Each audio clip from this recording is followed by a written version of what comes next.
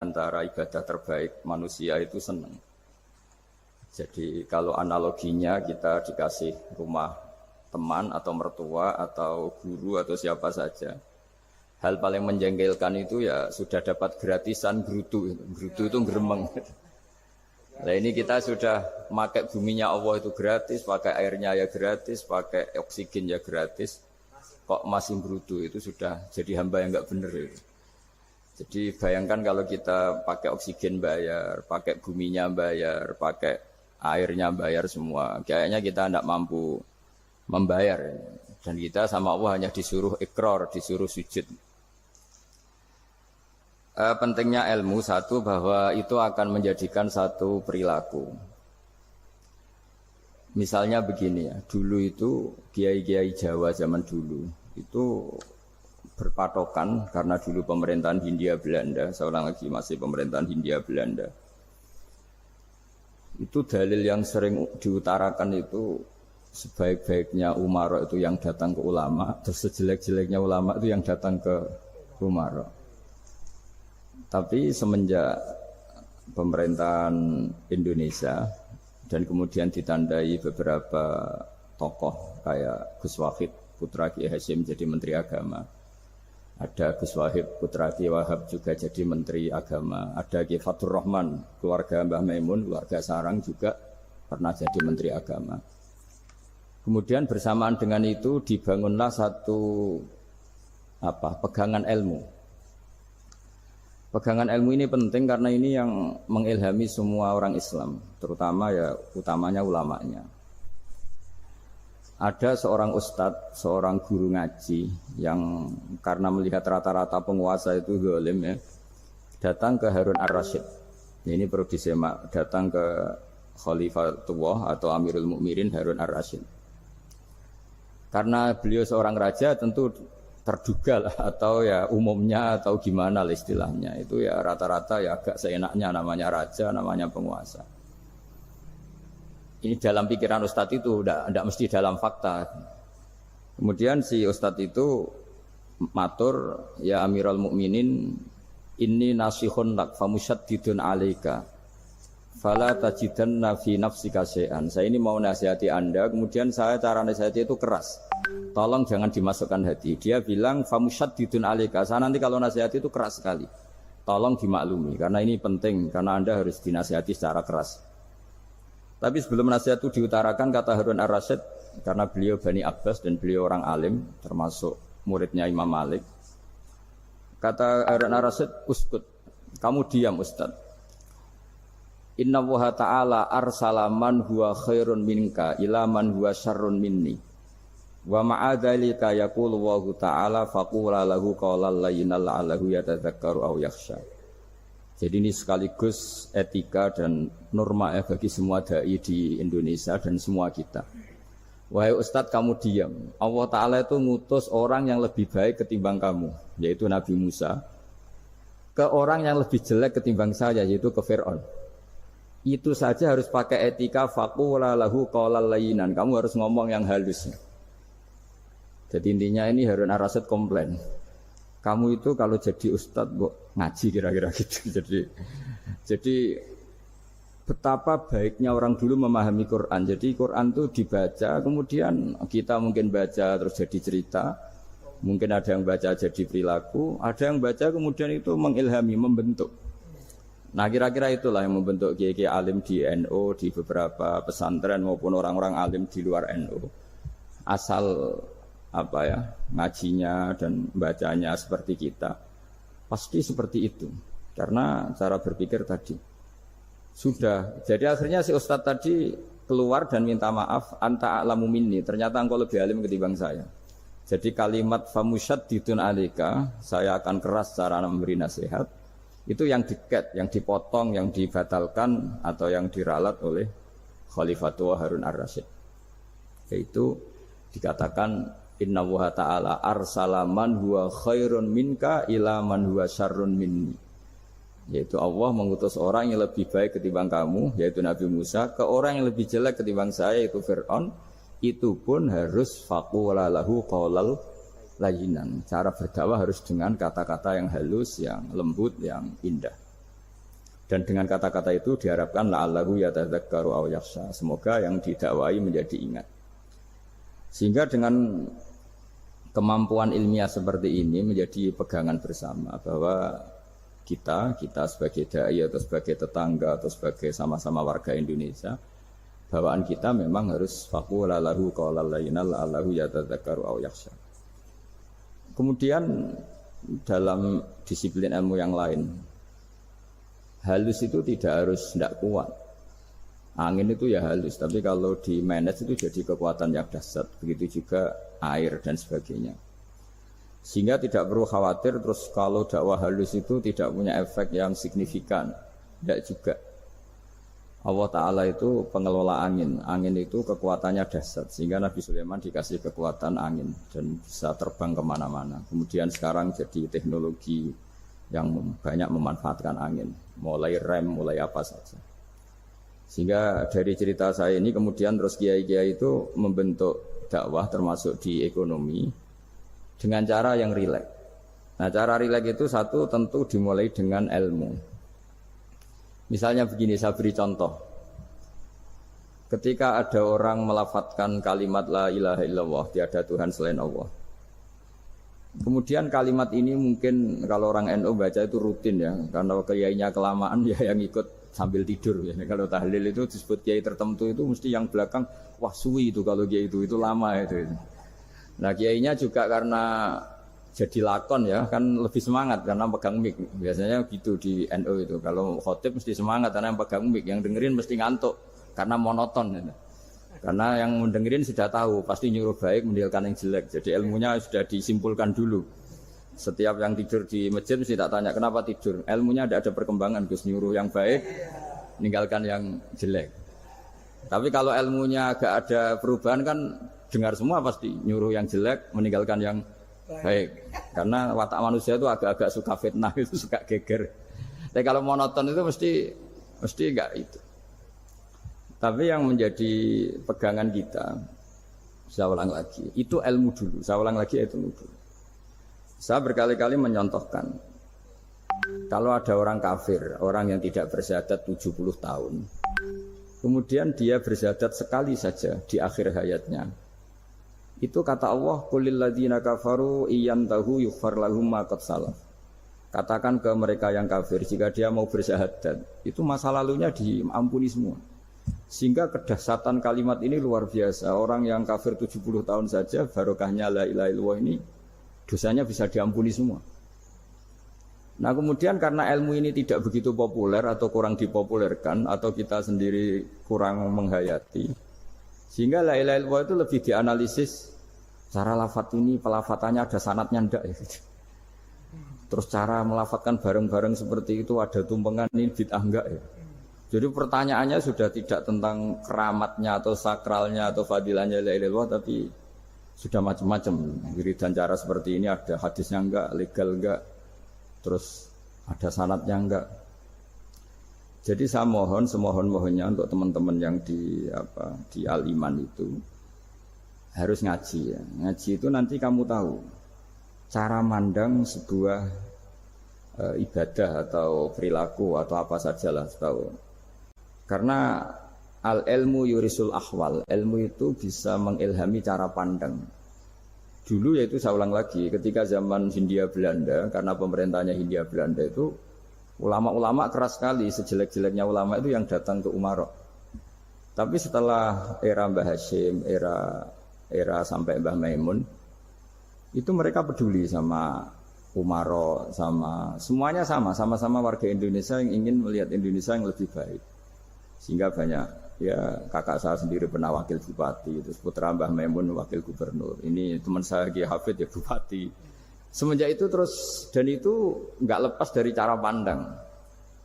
Ya itu cara pandang diantaranya adalah cerita tentang Nabi Musa yang Allah tetap peduli sama Fir'aun. Sehingga tetap didakwai Nabi siapa? Musa. Dan posisi Musa datang, bukan memanggil. Ya cuma kayak sampai sekarang tuh belum pernah ke kantor bupatinya Pak Hafid. Karena kadang-kadang orang terus curiga, mengajukan proposal, jadi agak repot. Ketemu bupati itu sialnya kiai kan mesti pikirannya orang bupati ini nyangoni, kiai ini disangoni gitu. Itu terus kayak kita fakir miskin itu. Jadi makanya saya itu belum pernah datang. Tapi alhamdulillah karena beliau berambisi menjadi wa khairul umara mayatuna babal ulama. Jadi datang tapi sangat ambisius ingin mengalahkan ulama karena dia kalau datang statusnya lebih tinggi. Ya tidak apa-apa, ini tawaduk tapi niatnya enggak begitu tawaduk. Jadi datang. Makanya saya kemarin Yusuf Mansur pas datang, Pak Ustadz Yusuf Mansur saya datang harus sekali saja. Kalau kedua kali ribet. Karena kalau beliau datang, dia punya status tawaduk. Lama-lama didatangi jadi takabur. Saya jadi yang ahli neraka, dia ahli surga. Saya kan rugi dong. Artinya rugi, gue kehilangan teh, kehilangan kopi, dia beliau berstatus tawaduk, saya berstatus takabur kan repot. Makanya saya berharap jangan datang lagi. Karena jadi repot itu jadi repot kan. Padahal saya kalau disuruh datang ke Jakarta kayaknya ya berat. Selain sibuk juga takut ganggu saya ini. Jadi saya sering di Jakarta tapi ya tadi jarang ya. Biasanya nganggarkan waktu hanya pas saja, tidak kurang tidak lebih. Biasanya ngajar di pondoknya Pak Kures itu di Baitul Quran ya. Hanya ngajar santri-santri itu. Nah, jadi pemahaman Quran dulu itu kata Imam Ghazali, ini sekaligus karena ada Pak Ustadz Yusuf Mansur, itu membaca Quran itu membaca, bukan bercerita. Kalau kamu membaca seperti ini, kunta qori'an, kamu pembaca. Pembaca itu yang mengambil pelajaran. Tapi kalau kamu hanya cerita, itu namanya kunta hakian. Sebenarnya Anda tidak membaca Quran, tukang cerita. Misalnya tadi, cerita Nabi Musa datang ke Fir'aun. Itu kalau kamu hanya cerita, wah dulu itu ada orang namanya Fir'aun, didakwai Nabi yang namanya Musa. Ya itu namanya tukang cerita. Kalau kamu pembaca tidak gitu. Betapa baiknya Allah, orang sengawur Fir'aun saja inginnya Allah masih ingin diselamatkan dengan mengutus Nabi Musa kekasihnya.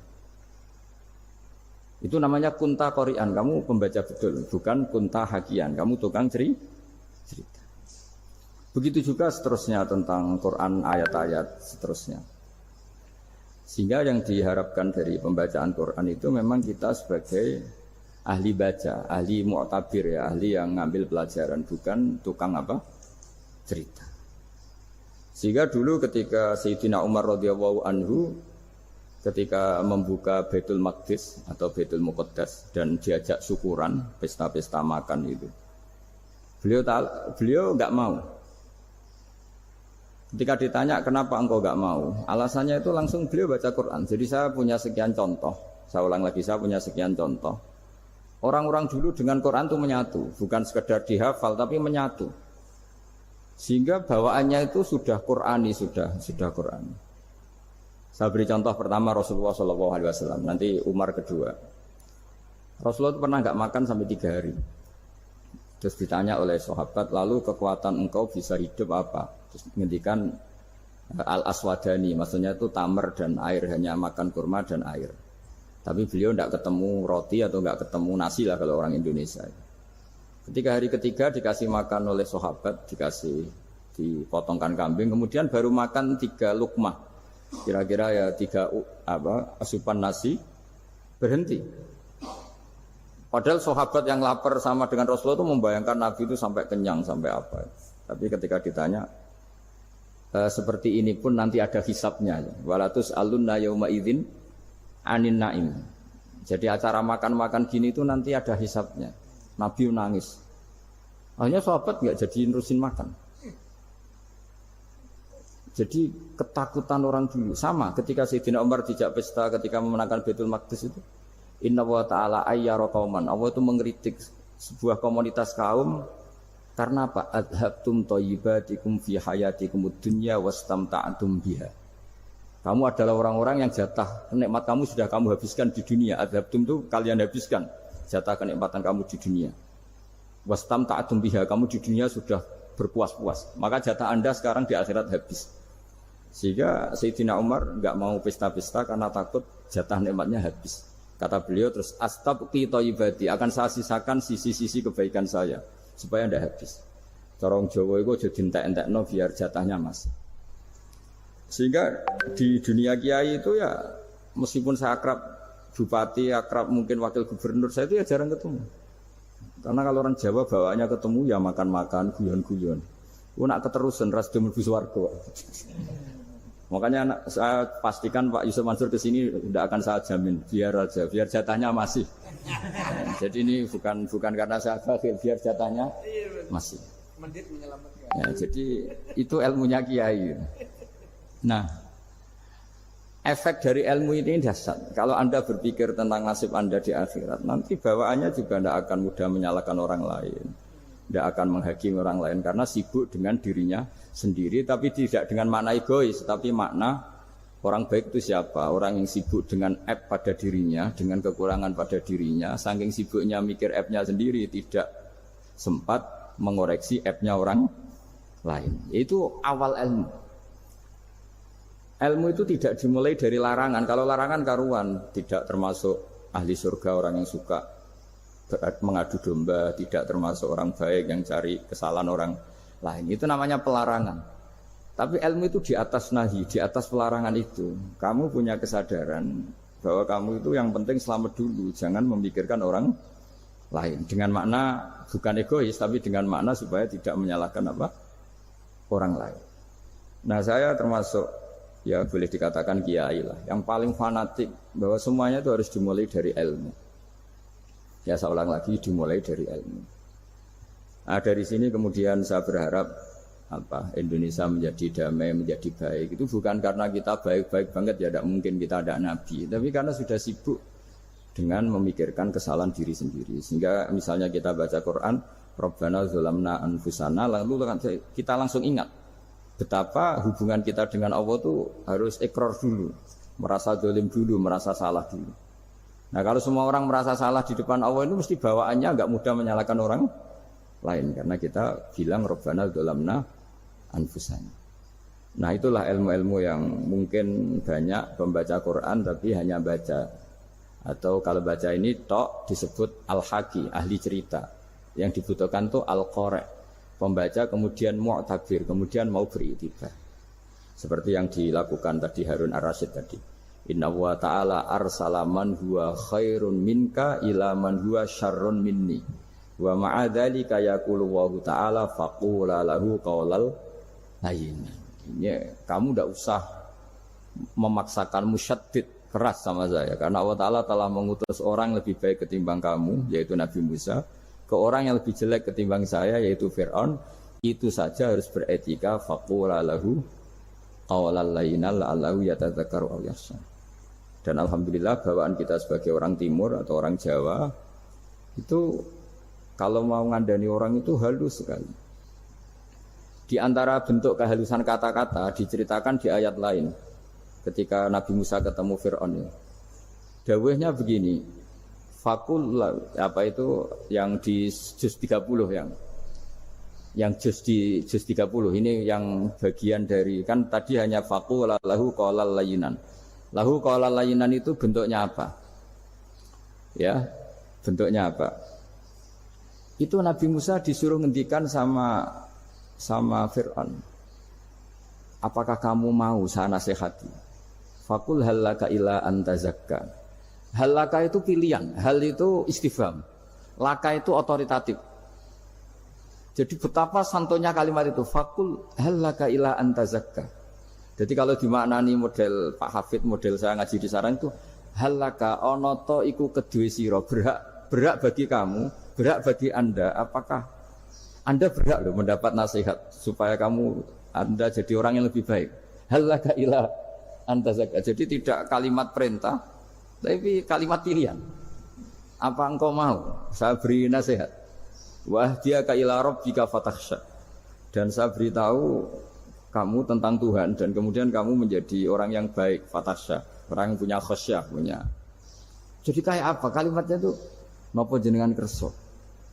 Itu kalau orang Jogja, orang-orang daerah-daerah yang pernah nyuguhi tamu itu kan, ayo makan-makan. Itu kan kayak tamunya itu kelaparan. Masa Pak Yusuf Mansur kelaparan? Tidak mungkin kan. Masa Ustaz terkenal kelaparan kan tidak mungkin. Monggo, nopo jenengan ngersakno. Karena bisa saja tamunya itu tidak kerso. Mungkin karena darah tinggi, mungkin karena takut dianggap fakir miskin. Macam-macam kan orang tidak. Itu kalimatnya itu halaka ila antazakka. Kayak apa indahnya dakwah. Halaka ila anta zakka. Itu ada kata laka itu ya terserah jenengan mau enggak. Wa ahdiyaka ila rabbika fatakhsha. Nah, itu yang disebut membaca. Kunta qari'an la hakian. Anda benar-benar membaca Quran, bukan sekadar pencerita. Kemudian yang terakhir juga saya nggak pernah bilang sanggup itu, tapi Pak Ustadz Zakaria itu GR terus. Sampai tadi pagi itu saya belum tahu kalau ada acara ini. Ya karena saya kiai, jadi kalau kiai itu kan ingatnya sama Allah saja. Kalau sama manusia itu rontok-rontok lali gitu. Itu bukan memaksa, ya memang lupa. Sejauh mana sih pentingnya manusia kan tidak penting cara ilmu tasawuf itu. Tapi karena ini titipan Rasulullah SAW terus menjadi penting kan. Dititipi umat kayak jenengan itu ya sudah ngaji ngatur kiai ribet itu. Kiai ini biasa ngaji kan, kiainya yang ngatur santri ini enggak. Pak Yai ngaji tanggal ini jam ini. Itu kan mengabaikan semua aktivitas kiai. Padahal jam ini mungkin saya punya jam. Mungkin jalan-jalan atau ngaji atau mutolaah atau munajat. Gara-gara Pak Zakaria ini kan mesti Mas Tamam ini yang provokasi. Harus ngaji di jam ini, tema ini. Saya itu kalau ngaji ditentukan tema itu, ini memang saya agak keras di bab ini. Itu kayak ibarat gini loh. Saya ini dokter, kemudian ada orang yang sakitnya itu jantung, terus bilang ke saya, Pak dokter sembuhkan kukul saya. Wong penyakit ekstrimnya itu jantung, kok bila disembuhkan apa? Kukul. Kan gak penting, sembuh tidak sembuh, kukul itu kan gak penting, jerawat itu. Kiai itu tahu kesalahan paling fatal manusia itu akidah. Jadi kadang-kadang mintanya ilmu yang tidak akidah, yang gak penting. Jadi kadang-kadang kiai itu ya digurui betul kalau di Indonesia. Misalnya, ini tidak nyindir loh, memang marah betul kalau di bab-bab seperti ini. Tapi ini biar jadi ilmu masif, ilmu yang general. Saya ulang lagi ya, Anda jadi dokter, tahu pasien Anda ini penyakit jantung kronis atau sudah fatal lah sudah. Terus orang itu bilang, Pak Yai, itu Pak dokter, tolong obati kulit saya supaya tidak jerawatan. Kamu bilang ini orang aneh enggak? Aneh kan? Nah, kiai juga gitu. Saya sering itu ada orang mau haji gitu, Gus doain saya jadi haji mabrur. Pernah belajar haji Pak? Dereng. Mungkin enggak orang belum belajar nyupir terus kemudian minta didoain, Gus saya mau nyupir doain selamat. Mau nyupir aja enggak bisa kok minta doa selamat. Harusnya urutannya kan belajar dulu baru minta doa. Tapi kali ini aliman bener ngajaknya akidah dulu, ahli sunnah kan. Ya itu bener karena akidah itu hal yang prinsip memang harus. Kalau kebetulan enggak bener taruh visi betul. Untungnya kok temanya bener. Jadi saya mohon ke seluruh orang-orang yang mau ngaji ke kiai itu tema itu biar yang milih kiai supaya tahu prioritas yang harus benahin. Jangan tema yang kita yang milih, jangan-jangan tema yang kita pilih itu tidak mendesak atau tidak penting. Ini bukan apa-apa, ini saking ingin baik saya ya, keinginan baik saya supaya dulu zaman sahabat ya gitu. Kalau ada pertanyaan salah sama Nabi dibenerin, cuma Nabi terlalu bijak. Cara benerin tuh enak. Kalau saya karena tidak Nabi saja ya agak-agak kasar kan. Kalau tidak Nabi tidak wajib bener terus. Yang wajib bener terus itu Nabi. Saya beri contoh. Nabi itu ngendikan tentang kiamat. Kiamat itu dahsyat, mengerikan gini-gini. Kalau pikirannya orang kampung itu begini. Nabi ini aneh. Cerita kiamat dahsyat tapi nggak ada tanggalnya, ada tahunnya. Harusnya ada dong, biar kita bisa persiapan. Sehingga Nabi disomasi di tengah-tengah khutbah itu, ya Rasulullah mata sa'ah. Nah, karena ini orang Bedui, Nabi nggak dengerin, diulang lagi. Mata sa'ah ya Rasulullah. Ketika Nabi mengabaikan itu ada dua kelompok sahabat, yang satu bilang lam yasma, Nabi tidak dengar sehingga mengabaikan. Yang kedua bilang sami'a wa kariha, Nabi sebenarnya mendengar tapi tidak berkenan. Tapi diulang lagi ketiganya, ya Rasulullah mata sa'ah. Akhirnya Nabi jawab, mau tidak mau, karena kalau enggak ya dia, namanya orang Bedui ngomong terus. Nabi balik tanya, ya karena cara berpikir dia kalau kiamat itu jelas kapannya kan bisa persiapan itu. Paling enggak pas mau kiamat terus pas ngaji Quran, apa kan bisa persiapan itu. Akhirnya Nabi balik tanya, ma'at tatalaha. Kalau kamu berani tanya kiamat, lalu persiapan kamu apa? Ya terus orang itu bilang masyhur tuh ma'adatullah kabira sholatin wala siyamin wala kadza wa kadza walakinni uhibbuka. Saya sebenarnya tidak punya persiapan ya Rasulullah, cuma persiapan banyak puasa ya enggak, banyak sholat enggak, tapi saya mencintai engkau. Terus masyhur itu jadi hadis paling legenda, almar'u ma'aman ahabba, sebagian disebut anta ma'aman ahbabta. Ini kata semua sahabat yang di masjid. Si Bedui ini orang paling dibenci sahabat karena mengganggu Nabi saat khutbah. Tapi akhirnya ini menjadi orang paling dicintai sahabat karena barokahnya itu hadis itu keluar secara terbuka. Almar'u ma'aman ahabba. Sebagian riwayat yukhsyarul mar'u ma'aman ahabba. Nanti orang akan sowan sama Allah bersama orang yang mereka cinta. Itu sahabat-sahabat fama farihu ba'dal Islam farahahum biadal hadis. Mereka tidak pernah senang setelah masuk Islam sesenang hadis ini. Karena kita tidak perlu soleh-soleh banget, cukup nyintai orang apa? Soleh gitu. Makanya saya sekali bilang itu ya, kadang-kadang saya jadi orang alim itu ya rugi. Ruginya tadi. Misalnya untuk menjadi orang alim kan harus hafal Quran, ngaji Bukhari, Muslim, Ikhya. Ternyata pengumuman kedua orang nggak bisa apa-apa. Gelombang kedua para pecinta, waduh, itu kan repot ya. Jadi.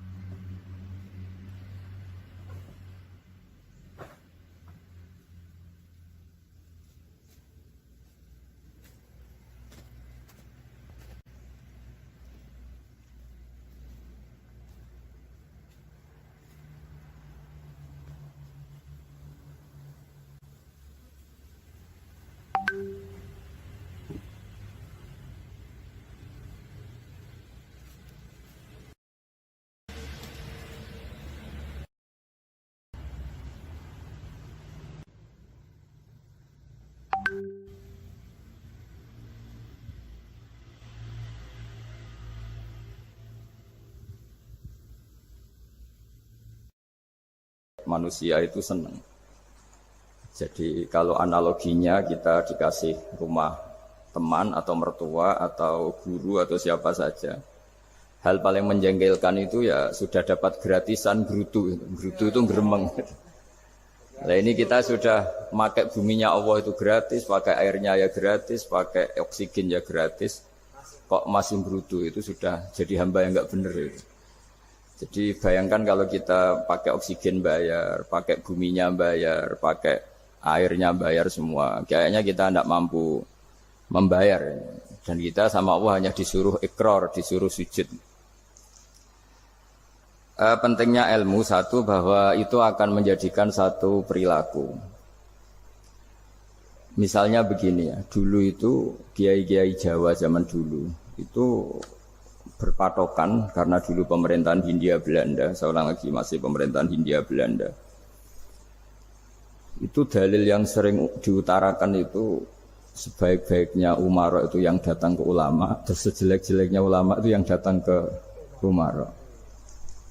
Tapi semenjak pemerintahan Indonesia dan kemudian ditandai beberapa tokoh kayak Gus Wahid putra Kiai Hasyim jadi Menteri Agama. Ada Gus Wahid putra Kiai Wahab juga jadi Menteri Agama. Ada Kiai Fatur Rahman, keluarga Mbah Maimun, keluarga Sarang juga pernah jadi Menteri Agama. Kemudian bersamaan dengan itu dibangunlah satu pegangan ilmu. Pegangan ilmu ini penting karena ini yang mengilhami semua orang Islam, terutama ya utamanya ulamanya. Ada seorang ustadz, seorang guru ngaji yang karena melihat rata-rata penguasa itu zalim ya, datang ke Harun ar-Rasyid. Ini perlu disemak, datang ke Khalifatullah atau Amirul Mukminin Harun ar-Rasyid. Karena beliau seorang raja tentu terduga lah, atau ya umumnya atau gimana lah istilahnya. Itu ya rata-rata ya agak seenaknya namanya raja, namanya penguasa. Ini dalam pikiran ustadz itu, tidak mesti dalam fakta. Kemudian si ustadz itu matur, ya Amirul Mukminin, inni nasihun lak famusyaddidun alaika fala tajidanna fi nafsika syai'an. Saya ini mau nasihati Anda, kemudian saya cara nasihati itu keras. Tolong jangan dimasukkan hati. Dia bilang famusyaddidun alaika. Saya nanti kalau nasihati itu keras sekali. Tolong dimaklumi karena ini penting, karena Anda harus dinasihati secara keras. Tapi sebelum nasihat itu diutarakan, kata Harun ar-Rasyid, karena beliau Bani Abbas dan beliau orang alim termasuk muridnya Imam Malik. Kata Harun ar-Rasyid, uskut, kamu diam Ustaz. Inna Allaha ta'ala arsala man huwa khairun minka ila man huwa syarrun minni. Wa ma'adzalika yaqulu Allahu ta'ala faqula lahu qawlan layyinan la'allahu yatadzakkaru aw yakhsha. Jadi ini sekaligus etika dan norma ya bagi semua dai di Indonesia dan semua kita. Wahai Ustadz, kamu diam. Allah Ta'ala itu ngutus orang yang lebih baik ketimbang kamu, yaitu Nabi Musa, ke orang yang lebih jelek ketimbang saya, yaitu ke Fir'aun. Itu saja harus pakai etika faqula lahu qawlan layyinan. Kamu harus ngomong yang halus. Jadi intinya ini Harun ar-Rasyid komplain. Kamu itu kalau jadi ustadz ngaji kira-kira gitu. Jadi betapa baiknya orang dulu memahami Quran. Jadi Quran itu dibaca, kemudian kita mungkin baca terus jadi cerita, mungkin ada yang baca jadi perilaku, ada yang baca kemudian itu mengilhami, membentuk. Nah kira-kira itulah yang membentuk kiai-kiai alim di NU, di beberapa pesantren maupun orang-orang alim di luar NU. Asal ngajinya dan bacanya seperti kita, pasti seperti itu karena cara berpikir tadi sudah. Jadi akhirnya si ustadz tadi keluar dan minta maaf, anta a'lamu minni, ternyata engkau lebih alim ketimbang saya. Jadi kalimat famusyaddidun alika, saya akan keras cara memberi nasihat, itu yang diket, yang dipotong, yang dibatalkan atau yang diralat oleh Khalifatul Harun ar-Rasyid, yaitu dikatakan Inna Allaha ta'ala arsala man huwa khairun minka ila man huwa syarrun minni. Yaitu Allah mengutus orang yang lebih baik ketimbang kamu, yaitu Nabi Musa, ke orang yang lebih jelek ketimbang saya, yaitu Fir'aun. Itu pun harus faqula lahu qawlal layyinan. Cara berdakwah harus dengan kata-kata yang halus, yang lembut, yang indah. Dan dengan kata-kata itu diharapkan la'allahu yatadzakkaru aw yakhsha. Semoga yang didakwai menjadi ingat. Sehingga dengan kemampuan ilmiah seperti ini menjadi pegangan bersama bahwa kita sebagai dai atau sebagai tetangga atau sebagai sama-sama warga Indonesia, bawaan kita memang harus faqula lahu qawlan layyinan la'allahu yatadzakkaru aw yakhsha. Kemudian dalam disiplin ilmu yang lain, halus itu tidak kuat. Angin itu ya halus, tapi kalau di manage itu jadi kekuatan yang dahsyat. Begitu juga air dan sebagainya. Sehingga tidak perlu khawatir terus kalau dakwah halus itu tidak punya efek yang signifikan. Tidak juga. Allah Ta'ala itu pengelola angin. Angin itu kekuatannya dahsyat. Sehingga Nabi Sulaiman dikasih kekuatan angin dan bisa terbang kemana-mana. Kemudian sekarang jadi teknologi yang banyak memanfaatkan angin. Mulai rem, mulai apa saja. Sehingga dari cerita saya ini kemudian terus kiai-kiai itu membentuk dakwah termasuk di ekonomi dengan cara yang rileks. Nah cara rileks itu satu tentu dimulai dengan ilmu. Misalnya begini, saya beri contoh. Ketika ada orang melafadzkan kalimat la ilaha illallah, tiada Tuhan selain Allah. Kemudian kalimat ini mungkin kalau orang NU baca itu rutin ya, karena kiainya kelamaan ya yang ikut sambil tidur ya. Kalau tahlil itu disebut kiai tertentu itu mesti yang belakang wah suwi itu kalau kiai itu lama itu. Nah kiainya juga karena jadi lakon ya kan lebih semangat karena pegang mic. Biasanya gitu di NU itu. Kalau khotib mesti semangat karena yang pegang mic, yang dengerin mesti ngantuk karena monoton gitu. Karena yang mendengerin sudah tahu pasti nyuruh baik meninggalkan yang jelek. Jadi ilmunya sudah disimpulkan dulu. Setiap yang tidur di masjid mesti tak tanya kenapa tidur. Ilmunya tidak ada perkembangan, Gus, nyuruh yang baik, meninggalkan yang jelek. Tapi kalau ilmunya agak ada perubahan kan dengar semua pasti nyuruh yang jelek, meninggalkan yang baik. Karena watak manusia itu agak-agak suka fitnah, itu suka geger. Tapi kalau monoton itu mesti enggak itu. Tapi yang menjadi pegangan kita, saya ulang lagi, itu ilmu dulu. Saya ulang lagi itu ilmu dulu. Saya berkali-kali menyontohkan, kalau ada orang kafir, orang yang tidak bersyahadat 70 tahun, kemudian dia bersyahadat sekali saja di akhir hayatnya. Itu kata Allah, qulil ladzina kafaru iyantahu yughfar lahum ma qad salaf. Katakan ke mereka yang kafir, jika dia mau bersyahadat, itu masa lalunya diampuni semua. Sehingga kedahsyatan kalimat ini luar biasa. Orang yang kafir 70 tahun saja barokahnya la ilaha illallah ini dosanya bisa diampuni semua. Nah kemudian karena ilmu ini tidak begitu populer atau kurang dipopulerkan atau kita sendiri kurang menghayati, sehingga la ilaha illallah itu lebih dianalisis cara lafadz ini, pelafatannya ada sanadnya ndak ya.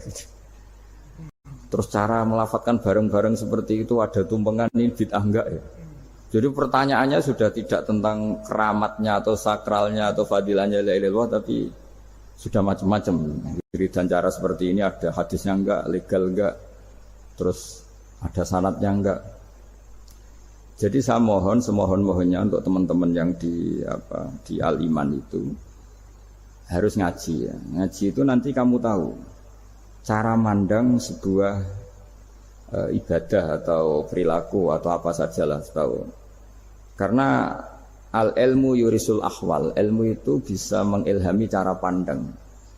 Dulu yaitu saya ulang lagi, ketika zaman Hindia Belanda, karena pemerintahnya Hindia Belanda itu ulama-ulama keras sekali, sejelek-jeleknya ulama itu yang datang ke Umarok. Tapi setelah era Mbah Hashim, era sampai Mbah Maimun, itu mereka peduli sama Umarok, sama semuanya sama-sama warga Indonesia yang ingin melihat Indonesia yang lebih baik. Sehingga banyak ya kakak saya sendiri pernah wakil bupati, terus putra Mbah Maimun wakil gubernur. Ini teman saya Kiai Hafid ya bupati. Semenjak itu terus dan itu nggak lepas dari cara pandang. Ya itu cara pandang diantaranya adalah cerita tentang Nabi Musa yang Allah tetap peduli sama Fir'aun. Sehingga tetap didakwai Nabi siapa? Musa. Dan posisi Musa datang bukan memanggil. Ya cuma kayak sampai sekarang tuh belum pernah ke kantor bupatinya Pak Hafid. Karena kadang-kadang orang terus curiga mengajukan proposal jadi agak repot. Ketemu bupati itu sialnya kiai kan mesti pikirannya orang bupati ini nyangoni, kiai ini disangoni itu. Itu terus kayak kita fakir miskin itu. Jadi makanya saya tuh belum pernah datang. Tapi alhamdulillah karena beliau berambisi menjadi wa khairul umara mayatuna babal ulama. Jadi datang tapi sangat ambisius ingin mengalahkan ulama karena dia kalau datang statusnya lebih tinggi. Ya tidak apa-apa ini tawaduk tapi niatnya enggak begitu tawaduk. Jadi datang. Makanya saya kemarin Yusuf Mansur pas datang, Pak Ustadz Yusuf Mansur saya datang harus sekali saja. Kalau kedua kali ribet. Karena kalau beliau datang dia punya status tawaduk. Lama-lama didatangi jadi takabur. Saya jadi yang ahli neraka, dia ahli surga. Saya kan rugi dong. Artinya rugi, gue kehilangan teh, kehilangan kopi, dia beliau berstatus tawaduk, saya berstatus takabur kan repot. Makanya saya berharap jangan datang lagi. Karena jadi repot itu jadi repot kan. Padahal saya kalau disuruh datang ke Jakarta kayaknya ya berat. Selain sibuk juga takut ganggu saya. Jadi saya sering di Jakarta tapi ya tadi jarang ya. Biasanya ngajarkan waktu hanya pas saja, tidak kurang tidak lebih. Biasanya ngajar di pondoknya Pak Kures itu di Baitul Quran ya. Hanya ngajar santri-santri itu. Nah, jadi pemahaman Quran dulu itu kata Imam Ghazali. Ini sekaligus karena ada Pak Ustadz Yusuf Mansur. Itu membaca Quran itu membaca, bukan bercerita. Kalau kamu membaca seperti ini, kunta qori'an, kamu pembaca. Pembaca itu yang mengambil pelajaran. Tapi kalau kamu hanya cerita, itu namanya kunta hakian. Sebenarnya Anda tidak membaca Quran, tukang cerita. Misalnya tadi, cerita Nabi Musa datang ke Fir'aun. Itu kalau kamu hanya cerita, wah dulu itu ada orang namanya Fir'aun, didakwai Nabi yang namanya Musa. Ya itu namanya tukang cerita. Kalau kamu pembaca tidak gitu. Betapa baiknya Allah. Orang sengawur Fir'aun saja inginnya Allah masih ingin diselamatkan dengan mengutus Nabi Musa kekasihnya. Itu namanya kunta qori'an. Kamu pembaca betul, bukan kunta hakian. Kamu tukang cerita. Begitu juga seterusnya tentang Quran ayat-ayat seterusnya. Sehingga yang diharapkan dari pembacaan Quran itu memang kita sebagai ahli baca, ahli mu'tabir ya, ahli yang ngambil pelajaran, bukan tukang apa? Cerita. Sehingga dulu ketika Sayyidina Umar radhiyallahu anhu ketika membuka Baitul Maqdis atau Baitul Muqaddas dan diajak syukuran, pesta-pesta makan itu. Beliau enggak mau. Ketika ditanya kenapa engkau gak mau, alasannya itu langsung beliau baca Quran. Jadi saya punya sekian contoh. Saya ulang lagi, saya punya sekian contoh. Orang-orang dulu dengan Quran itu menyatu, bukan sekedar dihafal tapi menyatu. Sehingga bawaannya itu sudah Qurani, sudah Qurani. Saya beri contoh pertama Rasulullah SAW. Nanti Umar kedua. Rasulullah itu pernah nggak makan sampai 3 hari. Terus ditanya oleh sahabat, lalu kekuatan engkau bisa hidup apa? Terus menghentikan al-aswadani, maksudnya itu tamar dan air, hanya makan kurma dan air. Tapi beliau tidak ketemu roti atau nggak ketemu nasi lah kalau orang Indonesia. Ketika hari ketiga dikasih makan oleh sahabat, dipotongkan kambing, kemudian baru makan 3 lukmah, kira-kira ya 3 asupan nasi, berhenti. Padahal sahabat yang lapar sama dengan Rasulullah itu membayangkan Nabi itu sampai kenyang, sampai apa. Tapi ketika ditanya, seperti ini pun nanti ada hisabnya. Walatus alunna yauma idzin anin naim. Jadi acara makan-makan gini itu nanti ada hisabnya. Nabi nangis. Akhirnya sahabat nggak jadi nerusin makan. Jadi ketakutan orang dulu sama ketika Sayyidina Umar dijak pesta ketika memenangkan Baitul Maqdis itu. Inna wa ta'ala ayyara qauman. Allah itu mengkritik sebuah komunitas kaum karena apa? Adhabtum thayyibatikum fi hayatikumud dunya wastamta'tum biha. Kamu adalah orang-orang yang jatah nikmat kamu sudah kamu habiskan di dunia. Adhabtum itu kalian habiskan jatah kenikmatan kamu di dunia. Wastamta'tum biha, kamu di dunia sudah berpuas-puas. Maka jatah Anda sekarang di akhirat habis. Sehingga Sayyidina Umar enggak mau pesta-pesta karena takut jatah nikmatnya habis. Kata beliau terus astabqi thayyibati, akan saya sisakan sisi-sisi kebaikan saya supaya tidak habis. Corong Jawa itu aja dientek-entekno biar jatahnya masih. Sehingga di dunia kiai itu ya meskipun saya akrab bupati, akrab mungkin wakil gubernur, saya itu ya jarang ketemu. Karena kalau orang Jawa bawaannya ketemu ya makan-makan, guyon-guyon. Ku nak keterusan ras de mlebu swarga. Makanya saya pastikan Pak Yusuf Mansur ke sini tidak akan saya jamin, biar aja, biar jatahnya masih. Jadi ini bukan karena saya bakhil, biar jatahnya masih. Ya, jadi itu ilmunya kiai. Nah, efek dari ilmu ini dahsyat. Kalau Anda berpikir tentang nasib Anda di akhirat, nanti bawaannya juga tidak akan mudah menyalahkan orang lain, tidak akan menghakimi orang lain karena sibuk dengan dirinya sendiri, tapi tidak dengan makna egois, tapi makna orang baik itu siapa? Orang yang sibuk dengan aib pada dirinya, dengan kekurangan pada dirinya, saking sibuknya mikir aibnya sendiri, tidak sempat mengoreksi aibnya orang lain. Itu awal ilmu. Ilmu itu tidak dimulai dari larangan. Kalau larangan karuan, tidak termasuk ahli surga, orang yang suka mengadu domba, tidak termasuk orang baik yang cari kesalahan orang lain. Itu namanya pelarangan. Tapi ilmu itu di atas nahi, di atas pelarangan itu. Kamu punya kesadaran bahwa kamu itu yang penting selamat dulu, jangan memikirkan orang lain. Dengan makna bukan egois, tapi dengan makna supaya tidak menyalahkan orang lain. Nah, saya termasuk ya boleh dikatakan kiai lah, yang paling fanatik bahwa semuanya itu harus dimulai dari ilmu. Ya saya ulang lagi, dimulai dari ilmu. Nah, dari sini kemudian saya berharap Indonesia menjadi damai, menjadi baik. Itu bukan karena kita baik-baik banget, ya tidak mungkin kita ada nabi, tapi karena sudah sibuk dengan memikirkan kesalahan diri sendiri. Sehingga misalnya kita baca Quran, Rabbana zalamna anfusana, lalu kita langsung ingat betapa hubungan kita dengan Allah itu harus ikrar dulu, merasa zalim dulu, merasa salah dulu. Nah, kalau semua orang merasa salah di depan Allah itu mesti bawaannya enggak mudah menyalahkan orang lain, karena kita bilang Rabbana zalamna anfusana. Nah, itulah ilmu-ilmu yang mungkin banyak pembaca Quran tapi hanya baca, atau kalau baca ini tok disebut al-haqi, ahli cerita. Yang dibutuhkan tuh al-qari', pembaca kemudian mu'tabir, kemudian mau beriktibar. Seperti yang dilakukan tadi Harun Ar-Rasyid tadi. Inna wa ta'ala arsala man huwa khairun minka ila man huwa syarrun minni. Wa ma'adzalika yaqulu wa ta'ala faqula lahu qaulal layyin. Ini kamu tidak usah memaksakan musyaddid keras sama saya, karena Allah Ta'ala telah mengutus orang lebih baik ketimbang kamu, yaitu Nabi Musa, ke orang yang lebih jelek ketimbang saya, yaitu Fir'aun. Itu saja harus beretika, faqula lahu qawlan layyinan la'allahu yatadzakkaru aw yakhsha. Dan alhamdulillah bawaan kita sebagai orang timur atau orang Jawa itu kalau mau ngandani orang itu halus sekali. Di antara bentuk kehalusan kata-kata diceritakan di ayat lain ketika Nabi Musa ketemu Fir'aun.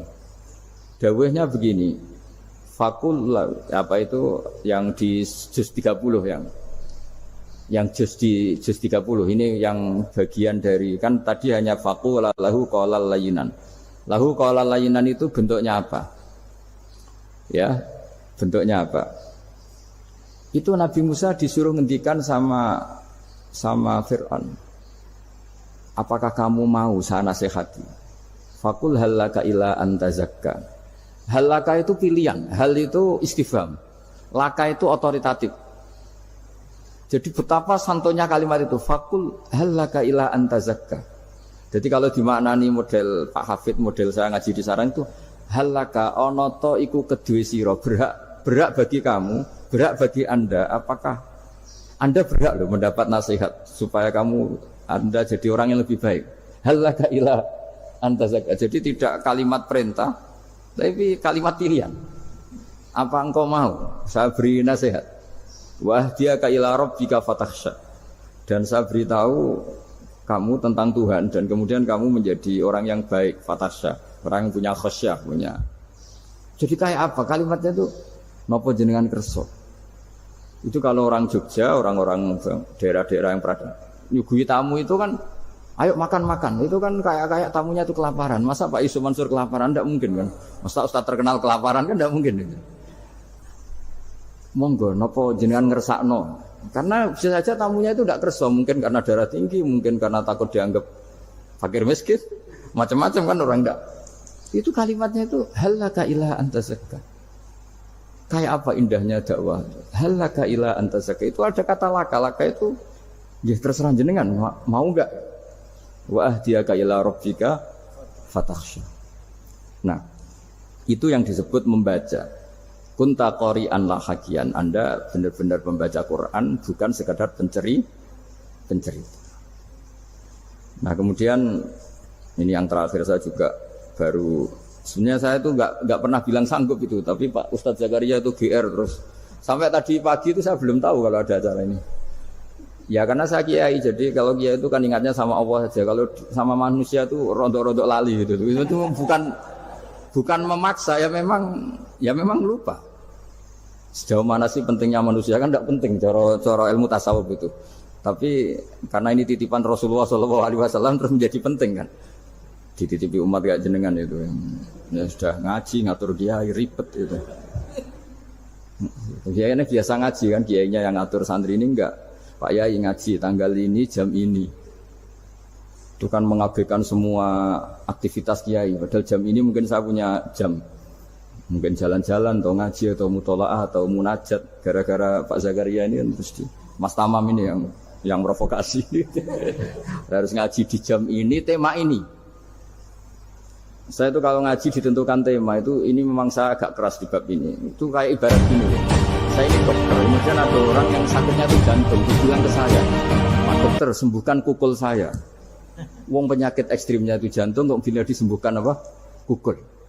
Kan gak penting, sembuh tidak sembuh, kukul itu kan gak penting, jerawat itu.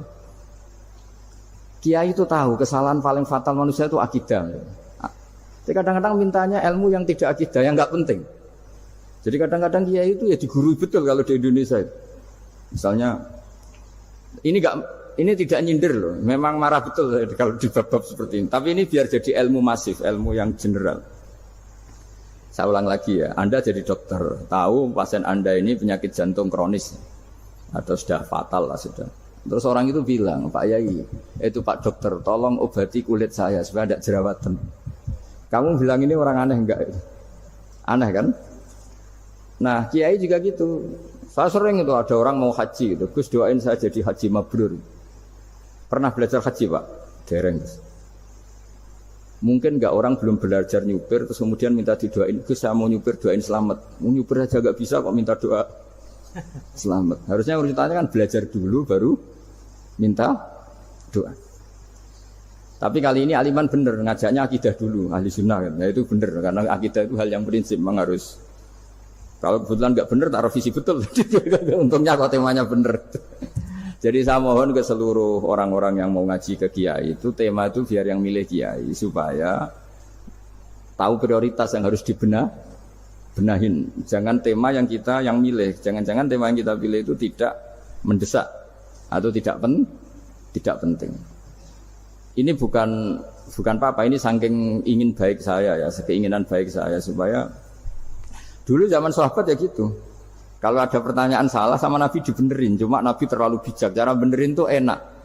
Kalau saya karena tidak Nabi saja ya agak-agak kasar kan, kalau tidak Nabi tidak wajib bener terus, yang wajib bener terus itu Nabi. Saya beri contoh, Nabi itu ngendikan tentang kiamat, kiamat itu dahsyat, mengerikan gini-gini. Kalau pikirannya orang kampung itu begini, Nabi ini aneh. Cerita kiamat dahsyat tapi nggak ada tanggalnya, nggak ada tahunnya. Harusnya ada dong, biar kita bisa persiapan. Sehingga Nabi disomasi di tengah-tengah khutbah itu, ya Rasulullah mata sa'ah. Nah, karena ini orang Bedui, Nabi nggak dengerin, diulang lagi. Mata sa'ah ya Rasulullah. Ketika Nabi mengabaikan itu ada dua kelompok sahabat, yang satu bilang lam yasma, Nabi tidak dengar sehingga mengabaikan. Yang kedua bilang sami'a wa kariha, Nabi sebenarnya mendengar tapi tidak berkenan. Tapi diulang lagi ketiganya, ya Rasulullah mata sa'ah. Akhirnya Nabi jawab, mau tidak mau, karena kalau enggak ya dia, namanya orang Bedui ngomong terus. Nabi balik tanya, ya karena cara berpikir dia kalau kiamat itu jelas kapannya kan bisa persiapan itu. Paling enggak pas mau kiamat terus pas ngaji Quran, apa kan bisa persiapan itu. Akhirnya Nabi balik tanya, ma'atatalaha. Kalau kamu berani tanya kiamat, lalu persiapan kamu apa? Ya terus orang itu bilang masyhur tuh, ma'adatullah kabira sholatin wala siyamin wala kada wa kada walakinni uhibbuka. Saya sebenarnya tidak punya persiapan ya Rasulullah, cuma persiapan banyak puasa ya enggak, banyak sholat enggak, tapi saya mencintai engkau.